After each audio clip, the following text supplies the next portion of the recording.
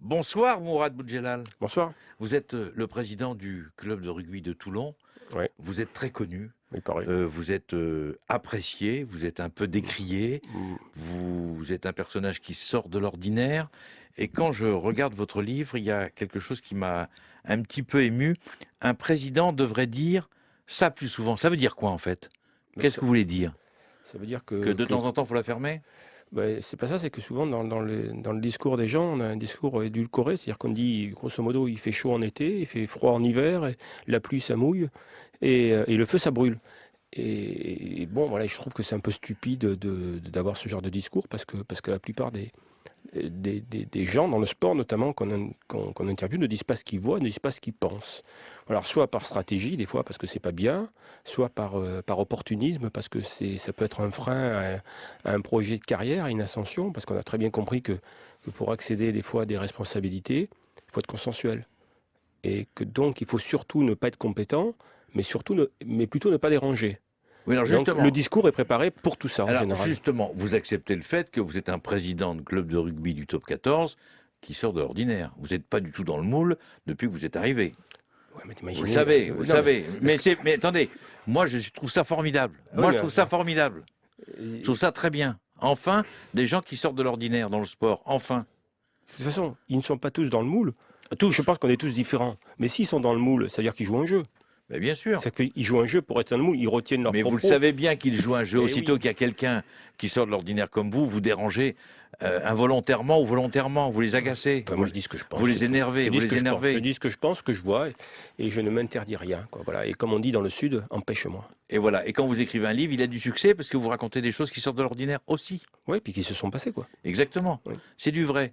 Oui, c'est pour dire qu'au rugby, on joue à 15 quand il y a un ballon ovale, Voilà. et que de temps en temps, on marque un essai, et que l'arbitre peut se tromper, mais qu'il est très bon, ça intéresse personne. Dans la dédicace de votre livre, il y a un jour, je ferai chanter dans mon HLM à tout Mayol. Oui, parce que Vous êtes marqué par votre enfance, hein? je suis né à Toulon déjà. Et puis j'aime bien cette chanson parce qu'elle est décalée, quoi. Et puis comme un stade, cette particularité au rugby comme au football, hein, monde que vous connaissez mieux. Parce qu'on m'a dit que vous n'y connaissez rien au rugby, hein. C'est le bruit Rien qui du tout. circule. Oui. Rien du tout. Rien Bon. du tout. Rien du tout. Et c'est la Mais musique. j'adore le rugby. Donc, J'adore le vestiaire. vous avez donc quelques qualités, c'est bien. Mais c'est la mixité. La mixité des tribunes est assez magique dans un stade de rugby, c'est-à-dire qu'il y a des gens qui ne se parleraient pas ailleurs. Parce que des classes sociales différentes, même des gens, on peut mettre un repris de justice avec un policier, j'allais dire presque dire un black avec un mec du Ku Klux Klan, ils s'en foutent, quoi. Ce qui les intéresse, c'est ce qui se passe sur la pelouse, et ils vont partager des émotions ensemble. Donc le monde, ça serait beau s'il ressemblait à ça, si les gens s'occupaient plutôt de la qualité de leurs émotions que de la couleur de peau ou que du statut social de l'autre. Et puis cette chanson HLM, je trouve qu'elle va bien parce que qu'on le veuille ou non, bon, le mot HLM de chez Renault, il y a une métaphore, mais que le veuille ou non, le sport, c'est une drogue. Voilà, parce que quand on va voir un match, pour moi, c'est-à-dire qu'on va chercher 1 heure et demie où on oublie ses emmerdes, on oublie ses ennuis, C'est à la, travers c'est la d'émotions. porte de sortie. Oui, oui, c'est une porte de sortie, c'est un échappatoire, le sport, bien sûr. Il y a des gens qui vont complets de soucis, et pendant 2 heures, ils vont oublier leurs soucis, parce que leur principal souci, ça sera de savoir s'il va marquer, si on va gagner ou si on va perdre.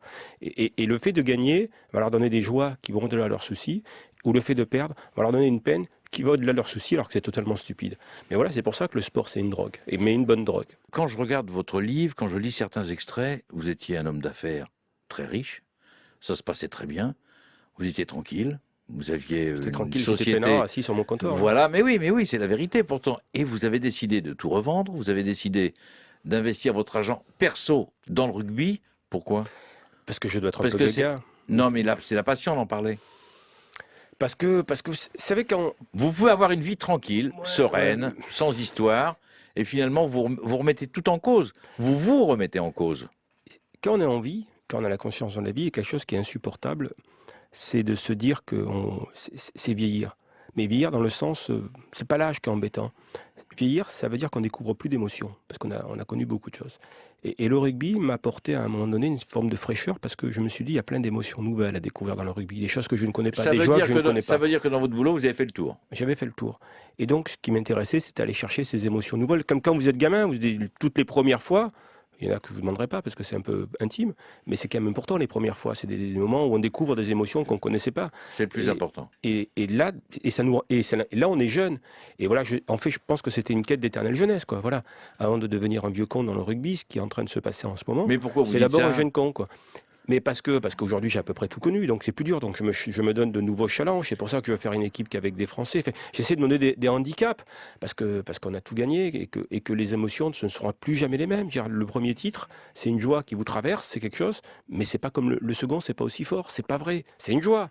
Mais la joie du premier titre, la joie de l'extraordinaire, de la découverte d'un premier titre, c'est quelque chose d'unique qu'on ne peut connaître qu'une seule fois dans sa vie. Mais ce qui est extraordinaire quand je vous écoute parler et quand on regarde votre livre, c'est que vous avez l'impression, enfin on a l'impression que tous les matins, vous vous remettez en cause et que tous les matins, vous êtes en train de vous dire qu'est-ce que je pourrais faire aujourd'hui qui sort de l'ordinaire. Ouais, parce que moi, je suis un athée intégriste. Vous êtes d'accord avec moi? Ce qui veut dire que moi, ce qui m'intéresse, c'est comment vivre avant ma mort plutôt que comment vivre après sa mort. C'est le choix que j'ai fait. Donc effectivement, j'essaie de profiter un maximum de ma vie et de relativiser les choses par rapport à la fin que je connais et que je redoute. Et donc j'essaie de donner de l'importance au moment où j'ai encore la conscience de la vie, avant de la perdre. Un jour, Bernard Laporte m'a dit en parlant de vous, on est tranquille quand il dort. Oui, mais il dort pas beaucoup. Donc ça veut dire qu'on n'est pas tranquille, on n'est pas beaucoup tranquille. Non, non, mais on est serein quand il va faire une sieste ou quand il va se moi coucher. j'essaie de faire beaucoup de choses. Je suis peut-être un hyperactif, mais ma façon de lutter contre le temps, c'est d'essayer de faire plus de choses dans le temps que d'autres n'en font. C'est ma façon de me donner peut-être un peu plus de vie. Mais pourquoi Toulon? Vous auriez je suis pu né à aller Toulon. ailleurs. Oui, non, mais d'accord. Toulon, c'est pas une ville où on va. Je suis né à Toulon. Non, mais pourquoi pas l'Olympique de Marseille? Pourquoi pas Parce que Toulon, c'était le rugby. Ouais, parce que d'abord Toulon c'était le RCT, puis Toulon, cette ville, cette particularité, cette ville, c'est une nationalité. On est Toulonnais avant d'être français. On est d'abord Toulonnais, ensuite on est français, parce que cette ville est attachante, parce que j'y ai tous mes souvenirs, et que cette ville a accueilli mes parents à la fin, au début des années 50, et que voilà que je connais chaque recoin de rue, que depuis plus de 50 ans, je vois des tas de gens que je ne connais pas, avec qui j'ai jamais parlé, vieillir eux aussi quand je les croise dans la rue, mais je les connais depuis 50 ans sans leur avoir parlé, donc je connais à peu près tous les Toulonnais, donc c'est chez moi. Mais quand vous me dites cette ville a accueilli mes parents, ça veut dire quoi? Mes parents ont immigré à Toulon au début des années 50 pour bosser, quoi. D'accord. Voilà, donc ils choisissent Toulon. Ils choisissent Toulon parce que c'est un port, ils prennent le bateau, donc il y a Marseille ou Toulon. Donc ils prennent le bateau d'où? D'Algérie. D'accord. Et donc ils viennent pour bosser parce qu'à l'époque on a besoin de faire venir une main-d'œuvre étrangère. D'accord. Pas cher. Ça, vous en parlez pas beaucoup de ça, hein? Non, parce que je veux pas faire. Il y a des gens qui sont plus doués que moi pour le misérabilisme. Donc j'ai pas envie Non, mais ça fait partie de votre histoire. Ça fait partie de mon histoire. Moi, je suis né à Toulon parce que mes parents sont venus en France avec le désir de rentrer en Algérie. Hein. Mais après, ils se sont rendus compte au bout d'un moment, comme beaucoup de familles immigrées, que leurs enfants allaient vivre en France parce qu'ils étaient français. Et donc, ils sont restés en France, là où étaient leurs enfants. Alors, justement, c'est important ce que vous dites. Quand ils partent d'Algérie, en 50. Au début des années 50, 52 ou 53, voilà. je crois. Ils pensent qu'ils vont revenir en Algérie? Oui, mais ils pensent qu'ils vont revenir, mais ils ont juste oublié que leurs enfants seraient français. Et les parents ont envie de rester là où les enfants sont. Pour moi, il n'était pas question de rentrer dans un pays que je ne connais pas. Je suis français, je suis né en France et je connais que la France. Moi, en Algérie, je me sentais étranger, quoi. Et donc, mon père n'est plus là, mais ma maman est encore là. Et donc, elle est restée dans le pays où vivent ses enfants. Et vous êtes retourné en Algérie? J'y suis allé 4-5 fois. Mais pas d'émotion, pas... L'émotion, c'est...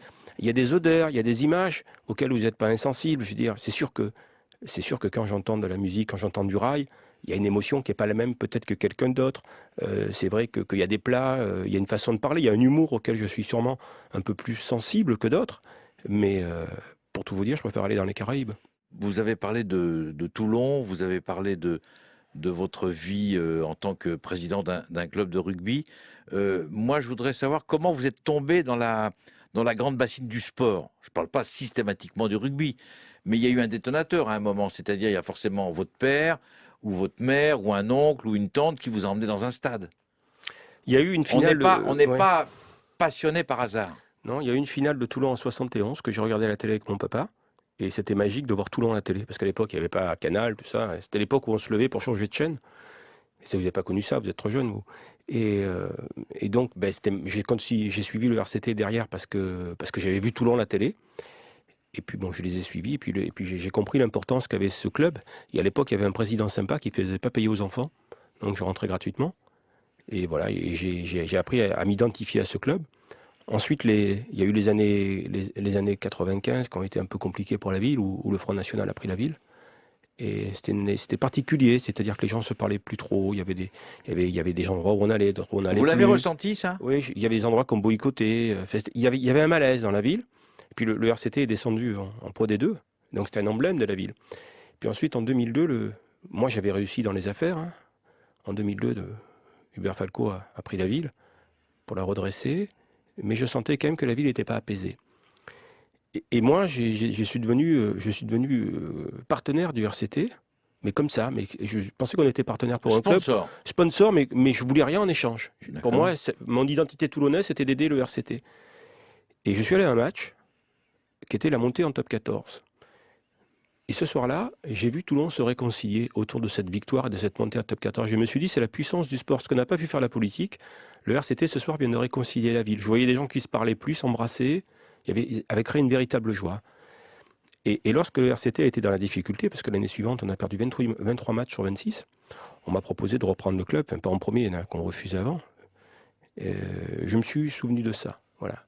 Je me suis souvenu de ça. Et puis la deuxième chose qui m'intéressait, c'était de vivre ma vie en spectateur. Parce que je n'étais pas programmé pour être président du RCT, pour être dans le sport. Donc je me suis dit, je vais faire ça pendant un an, que pour pouvoir me regarder, voir ce que je sais faire ou ce que je peux faire. Voilà, parce que je ne savais pas du tout, je ne connaissais pas l'économie du sport. Je n'avais pas le début du commencement de la solution du problème. Et j'ai fait ça pendant un an en spectateur. Et je me suis pris au jeu parce qu'entre l'édition et le sport, il y a beaucoup de points communs, notamment le bonheur qu'on peut donner aux gens. Cette espèce de drogue dont je parlais dans une autre émission. Et ça m'a attiré. Voilà, ça, entendre un stand, voir ce qu'on pouvait apporter aux gens. Et j'ai dit, je vais faire une année de plus. Voilà. Et ça fait 11 ans que je dis, je vais faire une année de plus. Et ça fait 11 ans que vous dites, je pars pas, je démissionne, je ne démissionne pas, je vais prendre un tel comme entraîneur. Ça fait, vous êtes dans l'actu tout le temps. Vous en avez besoin de ça? Non, parce que je vis les trucs à fond. Il y a des fois, ça me gonfle et j'en ai marre. Mais vous le dites. Ouais, je le dis. Et puis il y a des fois. Et c'est pour ça, un président devrait dire ça plus souvent. Voilà, parce que vous savez, on est dans un métier où quand vous perdez un match, c'est quelque chose d'insupportable et vous devez faire comme si ça vous faisait pas mal. Voilà, comme si vous en foutiez, ce qui n'est pas vrai, moi je m'en fous. Ou alors, vous devez faire comme si vous ne voulez pas gagner. Donc ça déjà, c'est insupportable. Alors moi, des fois, je le fais. Mais quand je dis que je ne veux pas gagner, je le pense vraiment, quoi, parce que je me dis c'est pas très important. Enfin, si je veux gagner, mais c'est pas primordial. Mais on a des joies, des peines qui sont stupides, quoi. Dire que vous rentrez chez vous, qu'est-ce qu'est le bilan de votre journée ou de votre semaine? C'est si vous avez gagné ou perdu un match. On se dit, au bout d'un moment, ma vie est complètement con. Ma vie, elle est basée sur le fait de gagner ou de perdre un match. Si j'ai des blessés, je suis de mauvaise humeur. Si j'ai gagné un match, je suis de bonne humeur. Simplement, je me dis que les joies et la peine de ma vie sont, depuis quelques années, un peu futiles. C'est dans l'absolu. Mais bon, je continue à vivre une vie avec beaucoup de futilité. Oui, mais ça veut dire aussi que vous restez passionné quoi qu'il arrive, même dans vos grands moments, entre guillemets, de tristesse ou de détresse à cause d'un mauvais résultat. Ah mais on peut vivre que de la passion. Pour moi, voilà, quand vous dites que vous démissionnez, sur le coup, vous dites je vais démissionner, mais 3 heures après, vous n'avez plus du tout envie de démissionner. Vous savez, le match pour moi est une douleur. Vous savez ce que c'est qu'une douleur physique? Je me prépare 24 heures à l'avance à souffrir. Et et je souffre physiquement. Physiquement, pendant un match, j'ai mal. Et on me fait mal de partout. Et là, je sais, par exemple, samedi, si on joue, je n'ai pas le calendrier, parce que j'essaie de pas trop y penser, ben je vais m'y préparer tranquillement, et parce que je sais que c'est un moment dur. Et comment dire, non, mais c'est une vraie douleur. Et j'appréhende de plus en plus ces moments. Il y a des matchs que je ne regarde pas. Et il m'arrive souvent, quand on joue à l'extérieur, de tout couper. Et de me dire, mon seul problème, c'est que le temps passe pour que le match soit terminé. Qu'on ait gagné ou perdu, c'est une chose, mais que cette douleur cesse.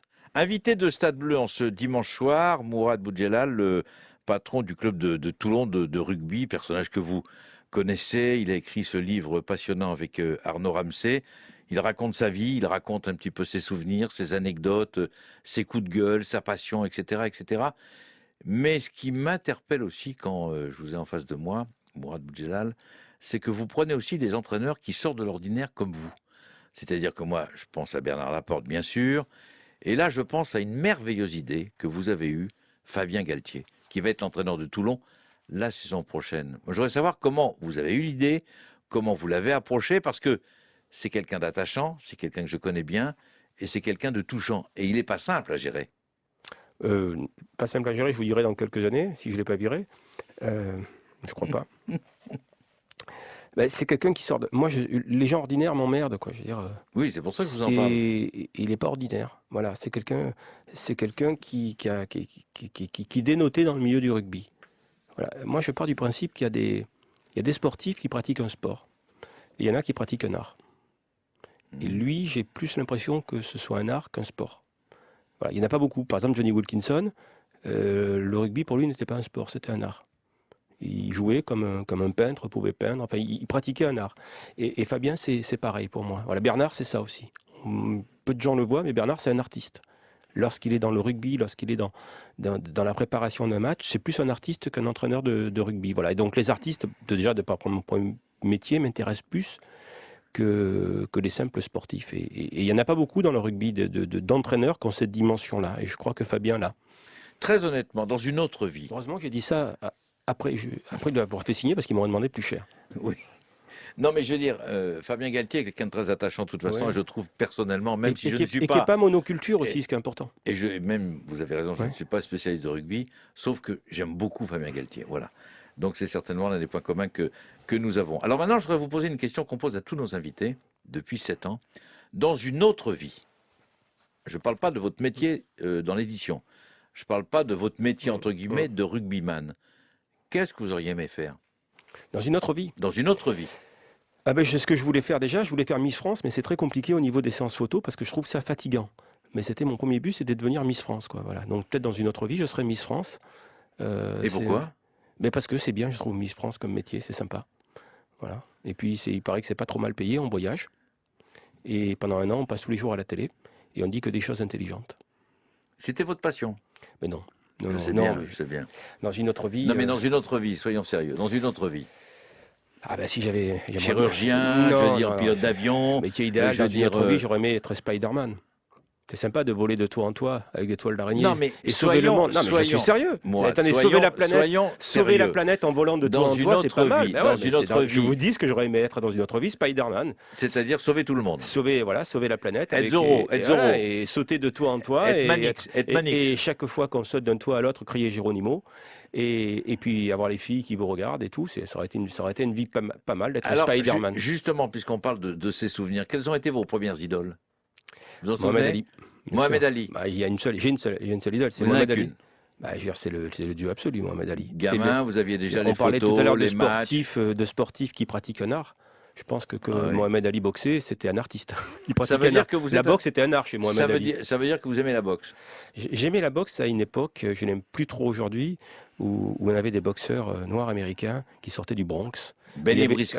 il y avait Benny une- Briscoe. il y avait une dimension sociétale dans le Marvin- sport. Marvin Hagler. L'homme qui aimait le sang. Voilà. Et il y avait Tommy Hearns. il y avait de vrais boxeurs. Voilà. Et j'ai aimé la boxe à cette époque, c'est la boxe en noir et blanc, si j'ose dire. Oui. Voilà, la boxe Mais en noir c'est et blanc. vrai, mais c'est vrai. Et aujourd'hui, je l'aime un petit peu moins. Et c'était un sport magnifique. Je veux dire, j'ai vu des combats. Je me souviens d'un combat Monzon-Boutier. 2 combats. Ouais, mais il y en a un où je pense que Boutier l'avait perdu. Et je pense pas qu'un être humain puisse aller aussi loin en lui-même que ce que Boutier avait donné ce jour-là sur le ring. Il y a eu deux combats. J'ai jamais vu quelqu'un comme Boutier. Ce qu'il a fait ce jour-là, je pense qu'il allait juste à la limite de la mort. Il pouvait pas aller au-delà et il a perdu quand même. 2 combats. Premier Ouais. combat à Colombes, stade de Colombes, vous vous en Ouais. souvenez? Je sais plus lequel des deux, mais ça Et m'avait. deuxième combat à Je Roland-Garros, me suis dit- organisé par Alain Delon. Et puis après, vous avez dans le sport et tous les journalistes sportifs qui ont été, vous le raconteront, dans le sport, il y a eu un combat où on parle plus de magie que de sport.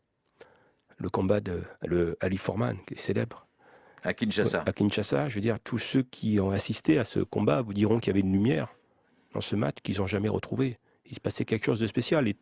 J'ai rencontré quelques journalistes qui ont assisté à ce match, ils m'ont dit il y avait quelque chose de paranormal, dans l'ambiance, dans la lumière, il se passait quelque chose, on le sentait bien qu'on n'était pas dans le naturel, on était dans la magie, et Ali a gagné ce combat, ce qui était déjà magique de tomber George Foreman quand on pense au puncher que c'était, et c'est la légende de Mohamed Ali. Rappelez-vous que sur ce combat, la sorcière de Mobutu avait dit à Ali, tu vaincras, ce qui était improbable, mais tu seras vaincu par la vieille dame aux mains qui tremblent.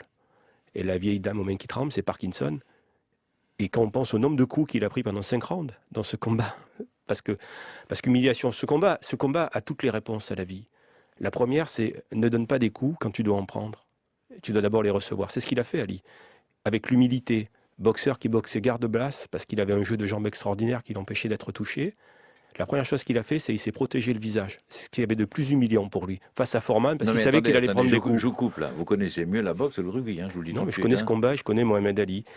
Et la dernière chose, le 8e round, quand il a apporté le... Parce que lui savait que les coups Mais de vous l'avez Foreman regardé faisaient moins vous mal. l'avez regardé combien de fois ce Beaucoup de combat? fois, beaucoup de fois. Ah, voilà. Quand lui savait que les coups de Foreman faisaient moins mal, c'était le seul à le savoir, et qui savait qu'il allait le tomber. Il a la classe, parce qu'il lui met un coup de poing, il voit Foreman tomber, il lui présentait son visage, et plutôt qu'en mettre un deuxième, il lève le bras, pour dire, c'est la grandeur, c'est-à-dire pas la peine d'humilier ou de tuer, il a tombé son adversaire, ça suffit. Voilà. Et Ali, c'est une légende à lui seul, et je crois que c'est peut-être le seul sportif, c'est celui qui, en tout cas, qui a démontré que le sport, ça pouvait être un art, quoi. C'est un artiste, Mohamed Ali. L'invité de Stade Bleu en ce dimanche soir, vous l'avez reconnu, c'était Mourad Boudjelal, a écrit un livre, Un président devrait dire tout ça plus souvent, avec notre ami Arnaud Ramsey. Merci Président d'être venu. Merci à vous. Vous pouvez commenter la boxe à RMC, parce que je sais que vous êtes chroniqueur à RMC de temps en temps. Vous l'avez dit, c'est vous Voilà. qui l'avez dit. Je l'ai dit, je l'assume. Et le patinage artistique aussi. Vous aimez ça? J'ai une passion pour le patinage artistique assez secrète, oui. Ah, mais vous êtes quelqu'un de très étonnant quand même. Voilà. Merci en tous les cas d'être venu. Merci. À bientôt.